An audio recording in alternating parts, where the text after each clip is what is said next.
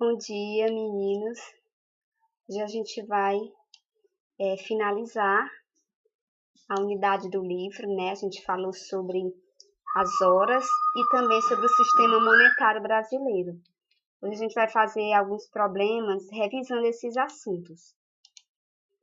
Então, primeiro vocês vão falar aqui quais são os horários que cada relógio está indicando, né? E depois vocês vão fazer essa questão onde diz que Marcos tem 6 cédulas de R$100, comprou um celular por R$576 e só recebeu cédulas de troco. Que cédulas ele pode ter recebido? Olha só, ele não recebeu moeda, só recebeu cédulas. Está perguntando quais foram essas cédulas, quais podem ser, tá? E aqui vocês vão fazer o seguinte: Afonso tem uma criação de galinhas para a produção de ovos.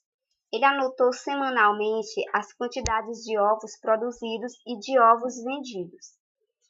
Observe as tabelas que Afonso elaborou com base nesses dados e em seguida faça o que se pede. Ele elaborou 2 tabelas, uma corresponde a ovos produzidos e a outra a ovos vendidos. Olha só aqui de ovos produzidos. Que ele botou o período, primeira semana, segunda, terceira e quarta. E a quantidade que são produzidos. Na primeira semana, tem 290 ovos produzidos. Na segunda, 310.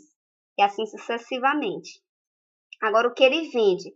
Na primeira semana, ele vendeu 270. Na segunda, 280 e assim sucessivamente. Aí pergunta, em qual período ocorreu a maior produção de ovos? Se ele está falando de produção, então é essa tabela aqui, ó, primeira tabela, que é a de ovos produzidos. Em qual período ocorreu a menor venda? Então é dessa tabela que ele está falando. E em qual período a quantidade de ovos vendidos foi igual à de ovos produzidos? Vocês vão dizer se foi na primeira semana, segunda, terceira, quarta. Vocês vão analisar os dados da tabela. E aí vocês vão fazer essa outra que diz o seguinte: Manuela digitou em uma planilha eletrônica as notas obtidas por ela em cada bimestre do terceiro ano, nas disciplinas de português e matemática. Observe e em seguida responda as questões. No primeiro bimestre, nas avaliações de português, ela tirou 6, na de matemática 7. No segundo bimestre, 6 de português, 6 em matemática. Terceiro bimestre, 7 em português e 8 em matemática. Quarto bimestre, 9 em português e 8 em matemática. Qual é a maior nota obtida por Manuela nesse ano em matemática? Está falando de matemática. Qual foi a maior nota de matemática? Vocês vão me dizer. E em português? Certo. Analisando essas informações, é possível afirmar.